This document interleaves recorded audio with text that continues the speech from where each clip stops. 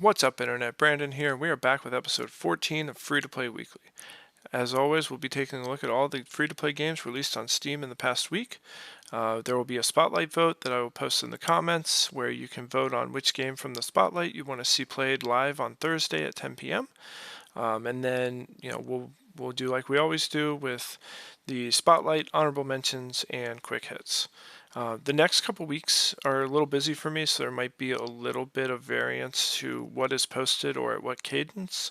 So if you notice that like next week's video doesn't include everything through Saturday, that's just because I might not have capability to record that much over the next week.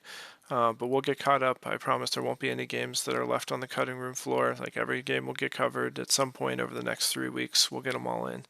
And yeah, I've got some other things in the works that I'll announce in the future as well. So, as we grow and we expand, I'm constantly evaluating what else we can be doing, what other ways we can provide value with this channel. And so there are some changes coming, and we look forward to having you as a part of it. All right, with that having been said, let's dive into this week's spotlight options. This week's first spotlight vote option is Clockwork Sword. Clockwork Sword was an awesome concept for a roguelike. You collect pieces to attach to your weapon while you play, and you can go in and like swap out gears. You can put gears on either side, so the weapon that you start with has a blade on one side and a bow on the other. You can swap out gears between them to increase their power. There's also modifiers you can apply. So, I had an electric sword or an electric bow and a sword that had like an energy burst when it killed things. And so you can customize your weapon as you play through the game. I didn't make it to the point to unlock additional weapon types to attach into your clockwork weapon, but there's a scroll wheel for different weapons. So if you wanted to replace your sword with a mace or something in the future that you unlock, there's the ability to do that, as well as, of course, if you unlock new modifiers, being able to slot those into the weapon. The gameplay was pretty smooth. I liked the flow of combat. The boss for the first area did beat me down pretty bad, so there's definitely room for growth here, so that's why I put it as a spotlight option. So maybe we can try to make it past the first level and see what other weapon types we can unlock. There were a couple prologues to simulator games similar to last week's Liquor Store Simulator prologue. There was an Office Simulator, which was a simulator game where you start off as an intern and you complete tasks in your office, and then you can eventually get promoted, which gives you different tasks and more difficult tasks, and you can work your way up to getting enough money to buy your own office at some point, assumedly in the main game, probably not in the prologue. The other one was Mini Racer Car Shop Simulator prologue.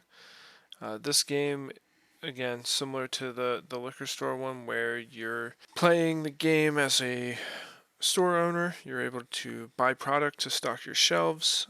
One thing that's interesting about this game is you can actually open the products that you buy and take the base cars and apply upgrades to them and then sell them as kind of pre-mades for people to come in and buy, and you can sometimes get a better price out of them if you do that, which is kind of interesting.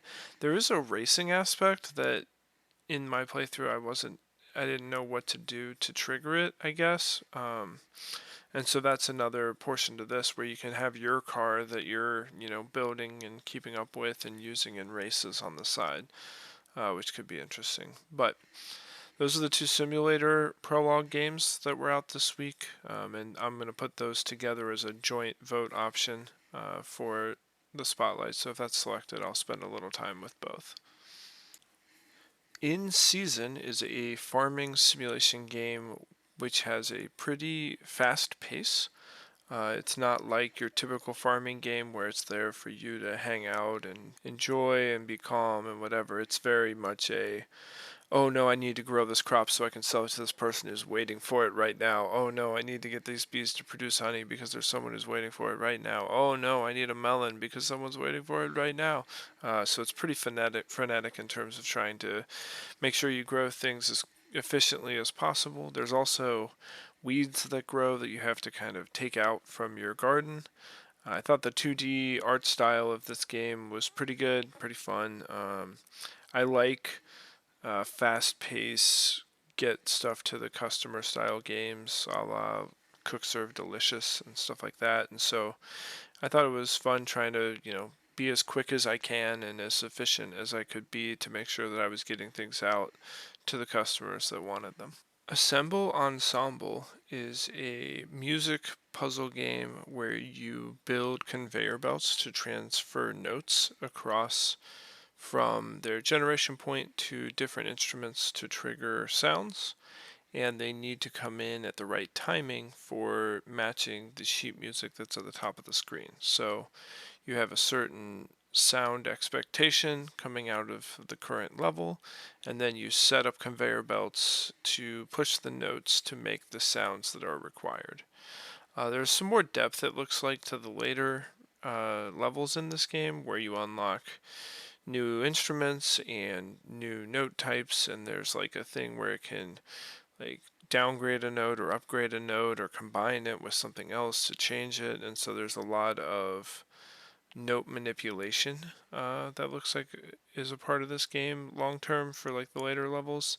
There's also a lot of timing based things where you want to make sure that the notes are hitting at the right time. So sometimes you have to actually ditch a note off of the map and then like have the next one hit via the multi-directional functionality available on the conveyor belt. So you can kind of cue a conveyor belt to go like left down left, and so it'll go left down left, left down left, left down left, and it'll get in that loop, and then you can utilize that to manage the timing of notes. There were 2 honorable mentions for this week. First one is Palm Cracker. This is the game premise is that you are a detective who has received an old school Palm Pilot from a serial killer, and you have to decode things within the Palm Pilot to determine who the killer was or what their confession is. This game has a library section that when I clicked it, it just had a picture that said library, and then I just moved on. And if you click again, once you get to that picture for the library, there's an actual app that has books you can read, and they help a lot because they tell you how to decode different styles of encryption or encoding, and so they give you clues that are necessary to solve the puzzles. And so not having that made me just kind of spend my first 20 minutes with this game just clicking through each menu and staring at them and wondering what I'm missing. So go to the library, read up on the different techniques, utilize those when you are decoding, and hopefully you'll have a pretty fun time with this one. O.W.L, or One Wavelength, is a music-based rhythm game where you time your clicks with the music to trigger attacks that you perform as a character. There's multiple musical instruments you can use as weapons. There are drums, there's an oboe, I believe, and then like a violin. And you can utilize those to trigger different attack types. So as I was progressing through, I leveled up my drums, and then I had like this area of effect near me, and my violin did kind of a targeted homing attack towards my enemies.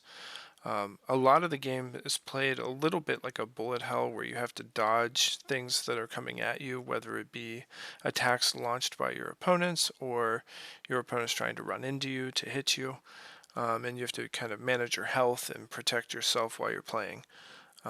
The musical aspect of this game was pretty neat and fun to play, where your opponents are also making music, and so they have a pattern they follow, and so if you can learn the cadence of the music, you can predict the attack patterns of the things you're fighting. So it's a really cool game.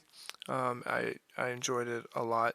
The only reason I didn't put it in the spotlight is because it's a lot of clicking, and I know that my mic picks up my mouse, and so I doubted that people want to listen to an hour of me clicking very rhythmically. So that was kind of the thought behind not including this one in the spotlight. But it is a very fun game, and I do recommend it.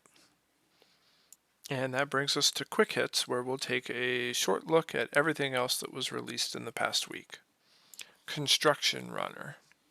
Construction Runner is a pretty smooth, infinite running game where you dodge obstacles while running through a construction site. The gameplay, once you get used to the timing of dodges, isn't too bad. I actually ended up running into something on purpose just so I could wrap up my first run. Wild Boar Survival. Wild Boar Survival is a game where you're dodging boars that are trying to attack you while being a baby with a sword, and it's hard. It's a hard game. It's difficult to stay alive. I feel like the dodge dash thing didn't work every time, and so I often was finding myself cornered by all the boars. Robbery Day. Robbery Day is a heist simulator game where you're robbing a bank, or you can pick other maps. I felt like there were way too many police that were chasing you down to adequately combat them to rob the bank successfully. Coloring Book. Coloring Book is another game where you can color pictures using your mouse and a color palette that's available to you. I felt like the color palette was lacking in this game to where I couldn't make a picture that was up to my already low standards. MLB Rivals. MLB Rivals is a mobile game that's ported for baseball, where it does a lot of simulation for the games, and then you just step in for key moments to try to affect the outcome. Newton Coin. Newton Coin is another click game that has a drop rate for items that you can sell for 3 cents. Athena's Circus. Athena's Circus is a ported Newgrounds game where you dodge tomatoes by using your arrow keys. Left, right, and down position you in different parts of the stage. So it's not like move left, move left. It's like if you want to move to the middle, you hit down. If you want to move to the right, you hit right. If you want to move left, you hit left. Creepy Crawling. Creepy Crawling is a horror puzzle game where you're trying to get your way out of a hospital. I was able to play this one all the way to the end and ended up running out of bullets against the final boss. The movement in this game gets a little glitchy, especially climbing stairs, but I thought the story was compelling enough that I played all the way through to the end. Dice Making Ending. Dice Making Ending is a visual novel game that I actually played this week because there weren't that many games, so I had time. It's a game where you roll dice and it just gives you a random ending. So you get a different story each time. I got the best ending, I got a good ending, and I got a bad ending. So, there's a lot of variety to find. Rocket Hit. Rocket Hit is a flight simulator where you control the path of your rocket in space.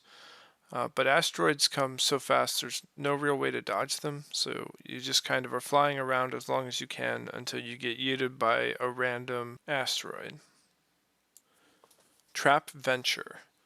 Trap Venture was a pretty good platforming game with bow combat. So you are able to, line up shots against skeletons that are chasing you, and then there's a lot of platforming puzzles where you have to jump from place to place or throw rocks to get them to land on the right triggers. Full Manual Tower Defense. Full Manual Tower Defense is a tower defense game that's operated in 3D first person. You need to power your turrets from your core, so you have to build pylons that lets you connect your turrets that are further away to the core, and you set up wires and then hope that they destroy everything that's attacking you. Neapolitan Hotel, or Neapolitan Hotel as it's called when you switch to English version, is a game where you are working at a hotel trying to fill out a checklist that's on each floor. And there are a number of rules you need to follow in order to not die. This game had a decent amount of jump scares, and the rules can be difficult to follow for sure. Drop It Block Paradise Builder Edition. Drop It is a mobile port puzzle game where you burst bubbles that are shapes to get a star onto the ground. The fewer shapes you bust means the more stars you get for the map, and there's a lot of randomness to the physics that can make you do the same thing twice, and sometimes it works and sometimes it doesn't. Bibadiba fan game. I'm not familiar with what Bibadiba is, but this fan game is a platformer where you have both ranged and melee attacks available. Plays pretty smoothly. The ranged attacks are pretty powerful to where you can hit cross-map shots. And yeah, I mean, overall it played pretty smoothly. Parsec. Parsec is a fast-paced space combat game where asteroids hitting you will drop your health, but there are green plus 50s that are on the map, and those restore your health. There's also different guns and score multipliers that can be picked up, and you just have to destroy as many asteroids as you can while collecting as many points as possible. Remnants. Remnants is a first-person melee combat game where you slash at things with your sword while parrying when they attack. So a lot of the game is based on timing of those parries or dashing away when you're about to get hit. I like the art style of this game a good amount. And that about does it for episode 14. As always, I appreciate your time here. I always enjoy making these videos and playing all these games and trying out new things, and so hopefully you found a game that you're looking forward to trying in the future. Have a great week. I'll see you Thursday.